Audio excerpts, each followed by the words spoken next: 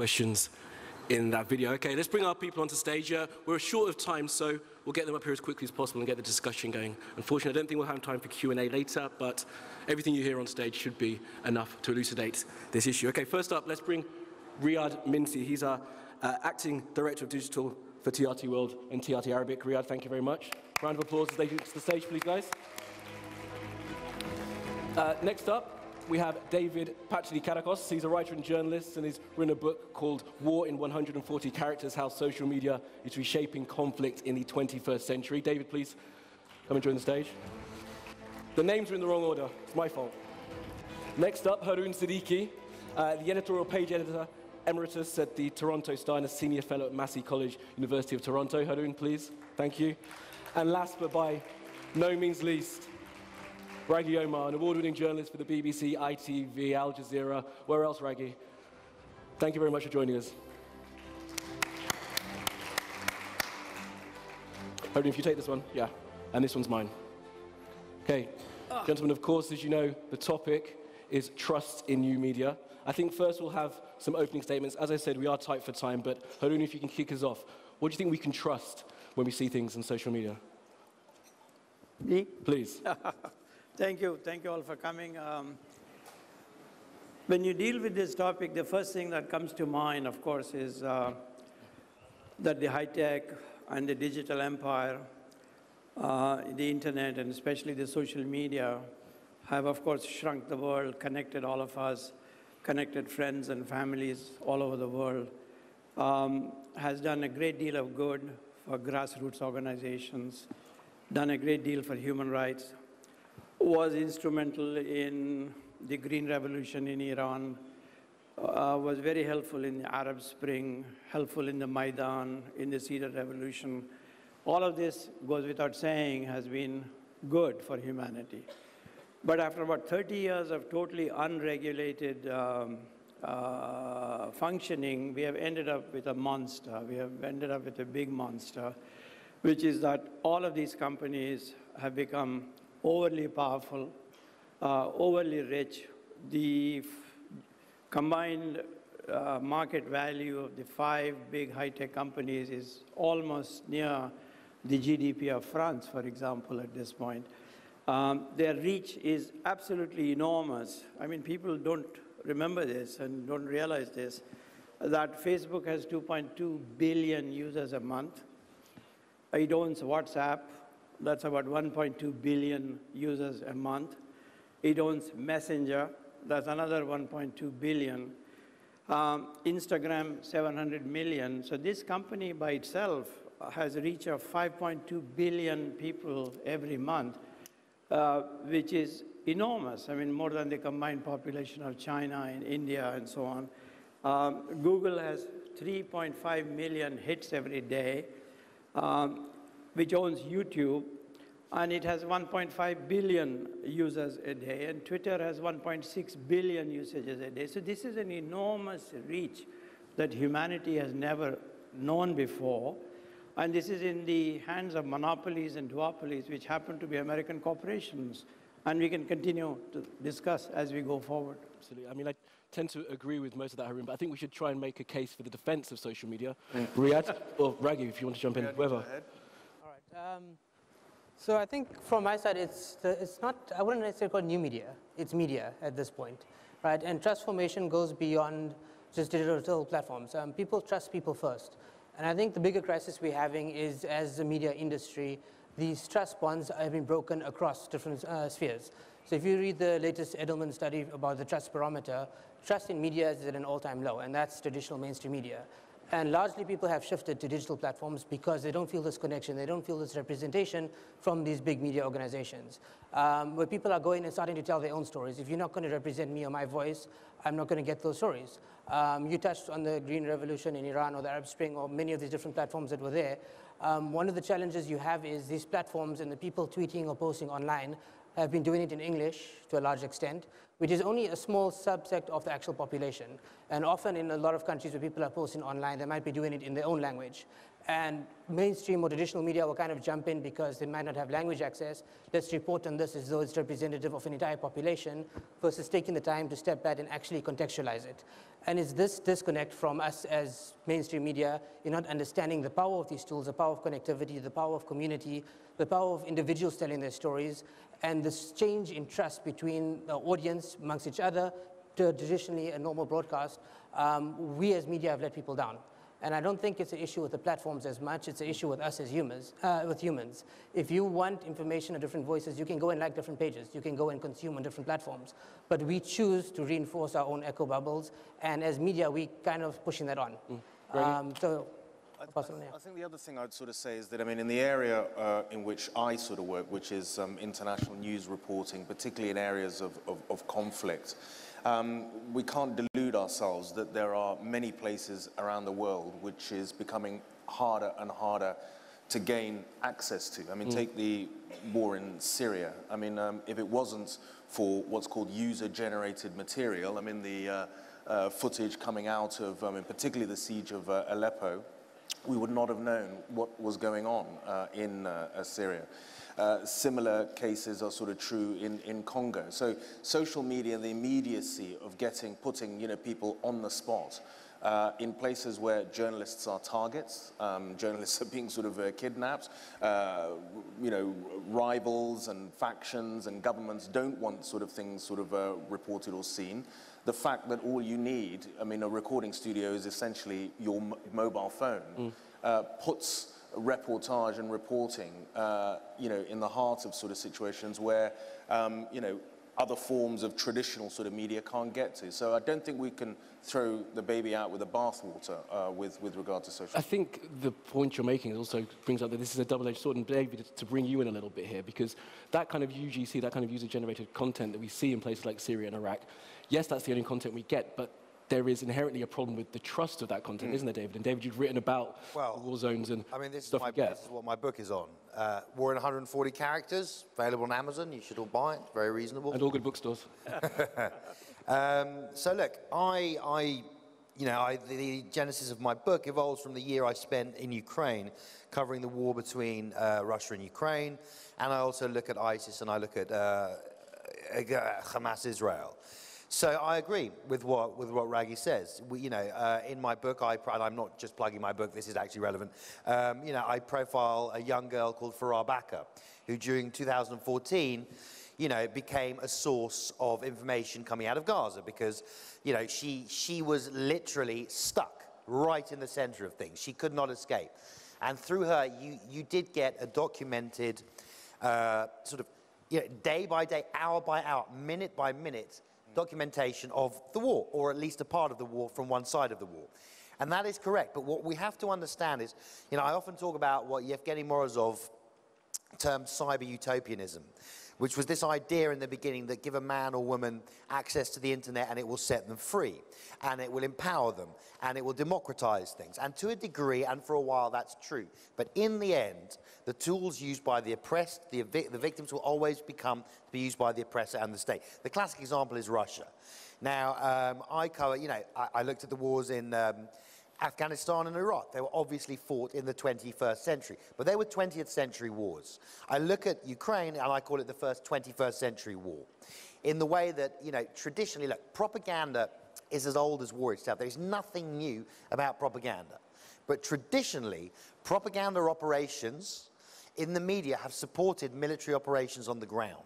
What I was seeing somewhere like Ukraine were military operations on the ground supporting propaganda operations in cyberspace. Simply put, because the military goal of Vladimir Putin was not a military one. The classic paradigm of war is two or more sides have a fight.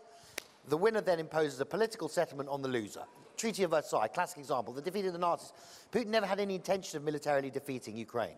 What he did was he sent in troops to clear out a space to allow the free flow of propaganda in, to disunite the country. And social media was absolutely critical to that. So look, it is not a zero-sum game. Rageh, when he used a very baby out with the bathwater, we can't do that. But having looked at this, having looked at all these conflicts, on balance now, because two things. First of all, democratic states are always behind authoritarian states because we are not constrained by the same democratic norms that they are. I'm not saying the West is white and white. I'm not. But you set up a troll farm in London or New York, give it a month, it'll be exposed. All right? Putin, how many times has the troll farm been exposed? Doesn't matter. He's not accountable to the media. So that's one thing. So we're always going to be behind. The second thing, the technology is always increasing. Now, for example, you know, we have Russian interference in the US elections. They tried it with the French already didn't work. But you go on to the next thing. So I think what we have to understand is there are a lot of good things, but I am leaning now, having written this, having spent years on it, to the fact that it is a slightly negative now. I mean, this is also the use of social media as a propaganda sort of tool is being copied. I mean, look at sub-Saharan Africa, where you have social media taxes being imposed in places like sort of Uganda. I mean, that sort of Putin model is being very good. It's being exported. The other point is, I mean, the thing that sort of scares me is that, you know, Facebook is not a news organization. It does not have news values. It does not have a newsroom where, you know, checking facts, all of it. It's not, but it is a news broadcaster in every sense of I'd like to pick up on that when you're done, without any sense of just caring about controlling it. That's not what it does. It is one of the biggest news sources for most Americans, I believe. Well, before we pull out further, we'll bring that back to you, David, and bring into Facebook, because I want to try and explore those big, huge multinationals that you talked about. Staying with this element of trust on the ground and what the things that we get,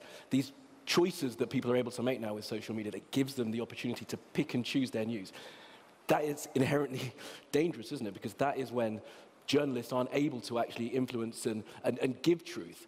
And that's only going to continue to get worse. The more that there is social media, the more people that are using social media. There are two aspects to just what you have said.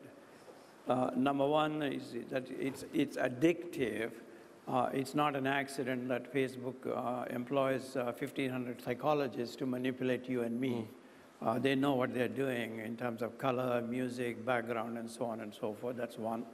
Number two, going back to Rageh's point, is Facebook is being used in Libya to trade arms, for example, among people.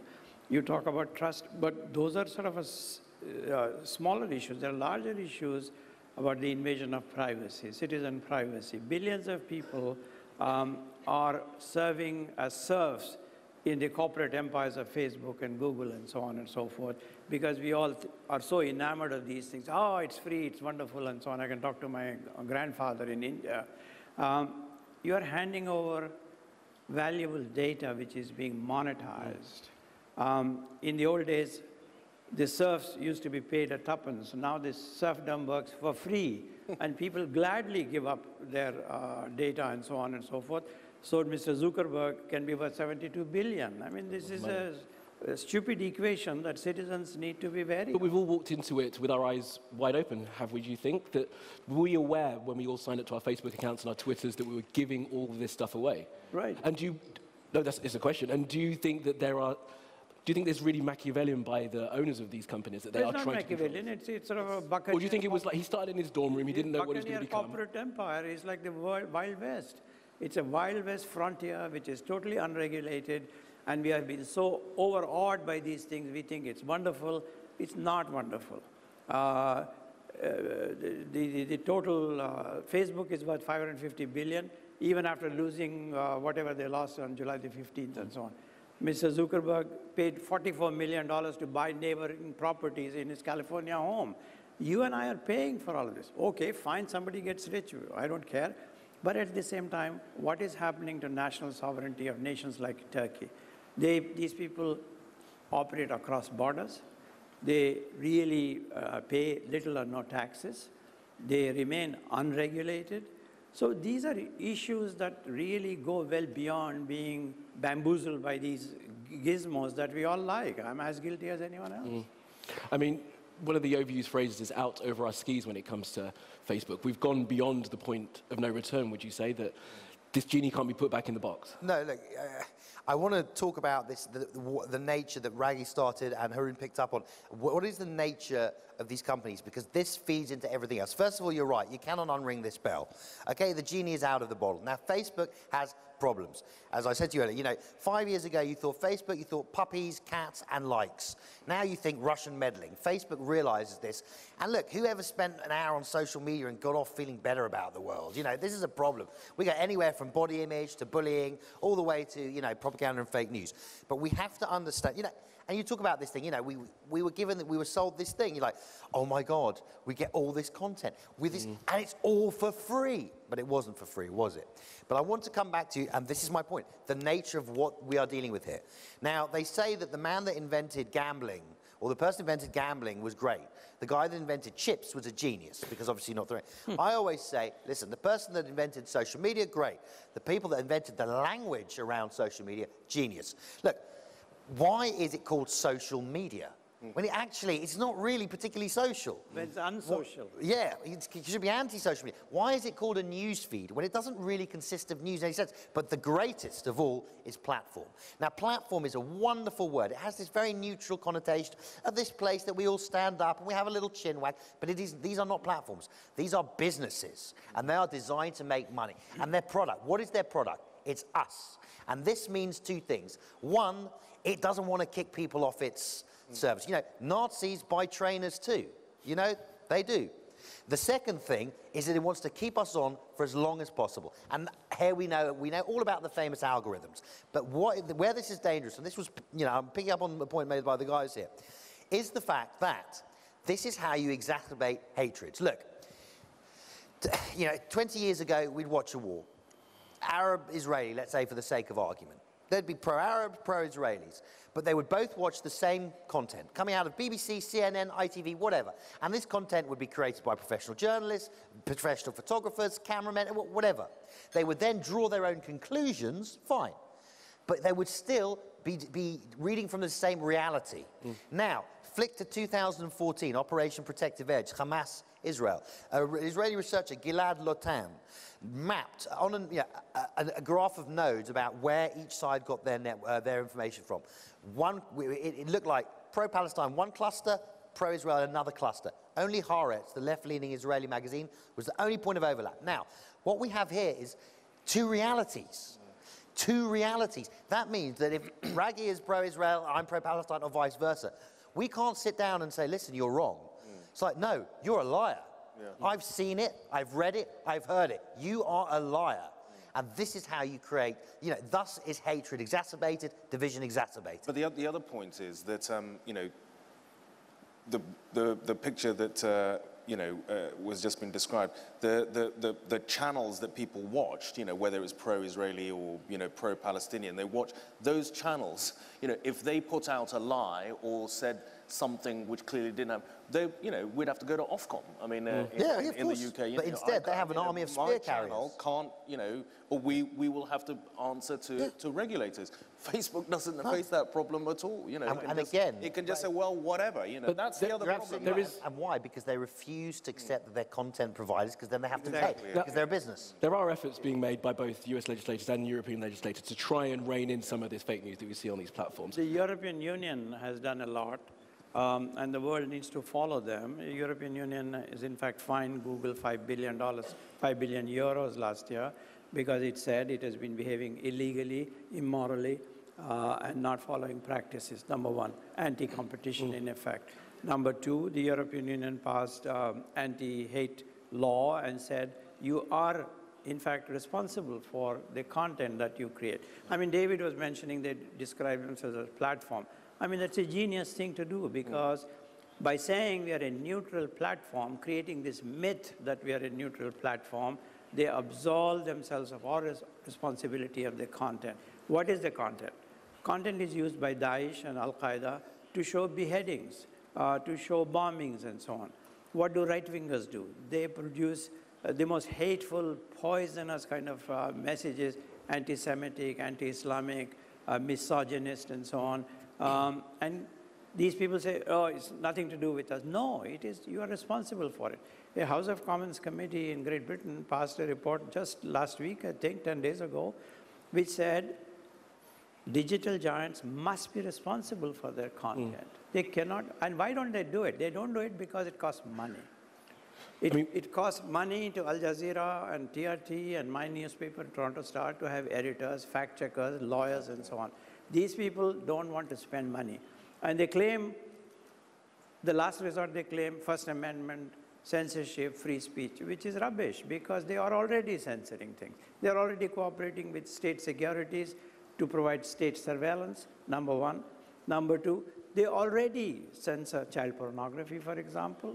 They censor potential terrorist threat. So what is this argument about censorship? So it's a selective argument. That's what it is. Now, this is the world that we find ourselves in. Riyaad, I'll bring you in a sec, if I may. This is the world we find ourselves in. What light can we see in this? I mean, we've touched on the fact that social media has offered a sort of a democratization of the way that people can consume their news. It's the way that people can provide news. And each news organization, as Riyaad will tell us, is finding their own way to deliver news to their viewers. Is there a responsibility on organizations like TRT World, the BBC and others, to call out fake news where they see it? And further than that, is there, do you think, a responsibility supranationally, perhaps, to have some kind of education about how we consume news? Maybe, is there a point where people need to be perhaps taught in school that you have to have a critical way of reading things? And is that a way that we can try and make this future a bit more palatable? I think so. I think, I mean, the stalk of regulation and everything is very much needed. But we should go all the way back to the invention of the printing press. When the printing press first came out, there was pushback from the church, there was pushback from governments who actually wanted to regulate it because they feared what this access to information would do to the general public who weren't equipped well enough to deal with all of a sudden having information. We at that same sort of tipping point in history and humanity, and the scale of which these platforms have grown, we just haven't kept up with our understanding of it. And my fear is that if we don't step into this education phase, if we don't step into actually guiding audiences as well as ourselves as media organizations of how to navigate this, we are actually going to lose the benefit that we can get out of these platforms, which is to connect us. And we're going to push us back towards this sort of very echo chamber sort of approach. And I'm seeing a lot of the platforms now, or your Facebooks, Googles, are starting to act a lot like your traditional cable media broadcasters in terms of picking and choosing who can be on the platform. There should be regulation in terms of fake news. For news broadcasters, I would love to see a broadcast where there's breaking news and someone says, here's what we don't know, instead of saying, here's what we do know, because every broadcaster is rushing in this information space, trying to keep up to this. But take a step back, let's slow things down, and let's educate our audience and get our audience across this journey of fact-checking. This is how we fact-checking. We don't know this. This is where we're looking for the information. This is how we verify it. And bringing that sort of transparency to how we actually do our business will help that education process through audiences. I mean, how possible do we think that sort of idea would be to kind of put things, revert things in some way? Humans, we're so competitive with one another, and there's something in the competitive nature of social media, getting stuff out there first, having the best picture, that news organizations have had to like jump onto, which is why we're in this horrible sort of race to the bottom. Is there anything that we can do to kind of resolve that? I think actually I'm sort of a bit more of an optimist. I mean, if you go, for me, the epicenter of this sort of crisis of fake news is in the United States at the moment, and we have, you know, the head of state who invented virtually the phrase fake news. But I mean, you look at the state of American journalism, it's in a pretty good place. I mean, look at CNN today to where it was 10 years ago. Look at the New York Times. I mean, look at the Washington Post. You know, they're doing amazing stuff. And also, as David was sort of saying, these social media giants recognize that they have a fundamental problem, that they, you know, they have to answer for, you know, they are having to answer for the fact that they are a threat to, you know, liberal democracy. They are, and they're, so I think actually, we're sort of in a much better sort of, I wouldn't say golden age of journalism, but journalism, traditional journalism, has really responded incredibly well, or showing signs that there's life in it, yet it hasn't sort of waved the white flag. Absolutely, and also one thing social media has done is it has actually given a lot more people an engagement with news. A lot of it is crap, but there is a lot more interest in, you know, in news. People do use their Facebook news feeds to get their news. I mean, and that's something that should be celebrated, surely, that people are engaging in some way, even if they're engaging in crap, as you say. The problem is, again, though, that is the nature of the platform. Look, what, you know, we know, so we start, look, Facebook and Twitter, okay? These are platforms that reward sensationalism and work away from nuance. Now, Twitter allows you to say now 2 sentences instead of 1, okay? You know, And the truth is, generally, truth is nuanced. So, you know, you can tweet, all immigrants are rapists, and that's sensational this. And the truth is, if you want to look at immigration, well, look, there are positives, and there are no one wants to hear that. You know, Twitter is not designed for this. You know, the most depressing thing on Facebook is seeing see more and it opening in another window. No one wants to read your 8-paragraph status.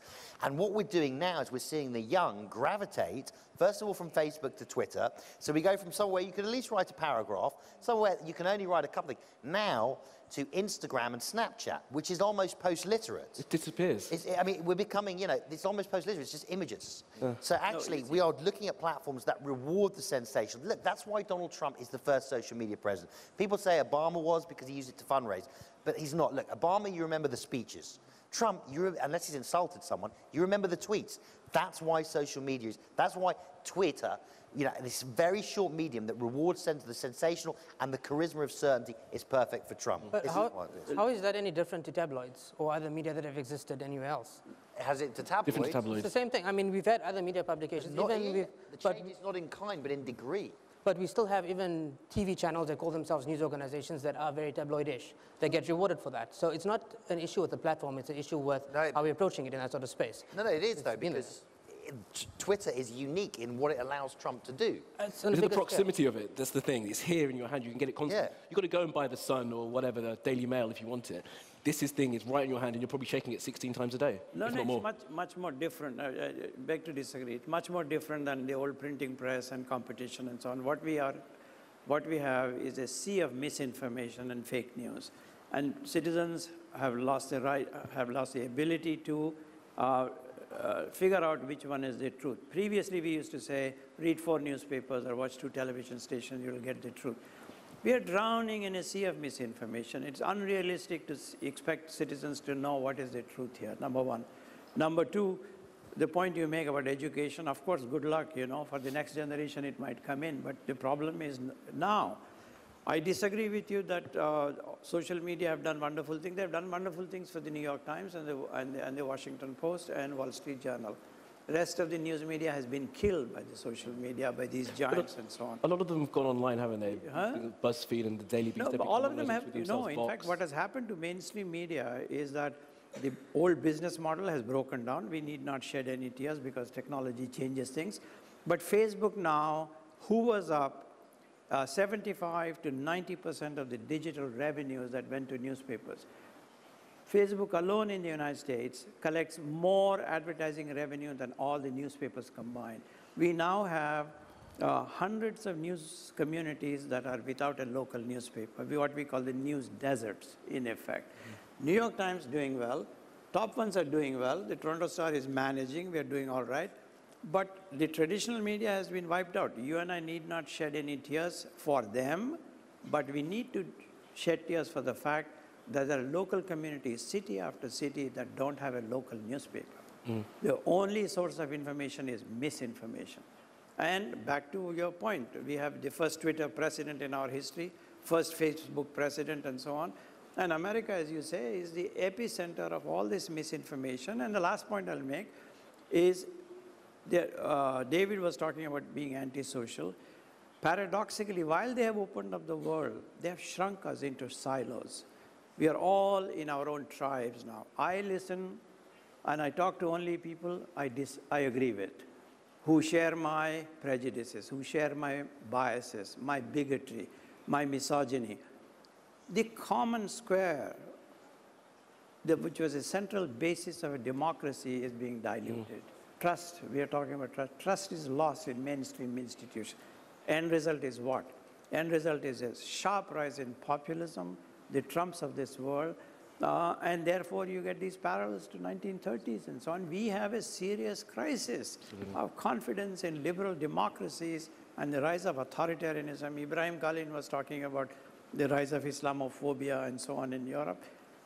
Much of it is attributable to the sins of social media, as great as they are in small respects. So let's not lose the forest for the trees here. Absolutely. The clock is showing a 0, so I want to give everyone final thoughts. Rageh, on that central question of trust, I know it's a big question to ask and ask you to do it in 30 seconds, but give us some final thoughts, please, if you can, on how much we can trust and how cynical you think we should be when consuming social media.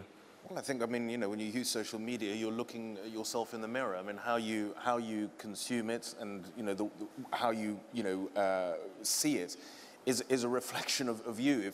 If you want, you know, to use social media because it's a snapshot and it's just one avenue of a very complex mosaic, then fine. But if it's just as an echo chamber, then it's a real sort of, you know, problem. My fear for the future is that, I mean, David sort of touched on it. I mean, you know, I've got teenage kids. I mean, I ask them, you know, their dad's in broadcast, where do you get your news? And they get it from Snapchat. I mean, Absolutely. Facebook is like, you know, that's like hieroglyphics. Yeah. They do not use Facebook. I mean, and it's kind of this, you know, instantly consumable. There's a bit of Kim Kardashian, then there's a bit of on Syria, then they sort of a bit on, you know, the migrant crisis. So again, it's just a sort of, it's a sweet shop of which they can, you know, get serious stuff, but then they just have a little bit of a, you know, a dog skateboarding, you know. So that's really a worry, is that for future generations. Who are, you know, they just don't see this kind of thing of mainstream media or anything for them. I mean, you know, and what happens when, you know, Facebook commissions, Google decides that it's going to open news bureaus, you know, all over the world, that you could just get your news from unvetted news. I mean, that's scary. It's a worrying time. Unfortunately, I'm being told we have a much more important guest to take this stage eventually, so I have to stop us here. Gentlemen, Haroon, Rageh, David, and Riyaad, thank you very much, and I hope you guys enjoyed the discussion. Thank you. Thank you.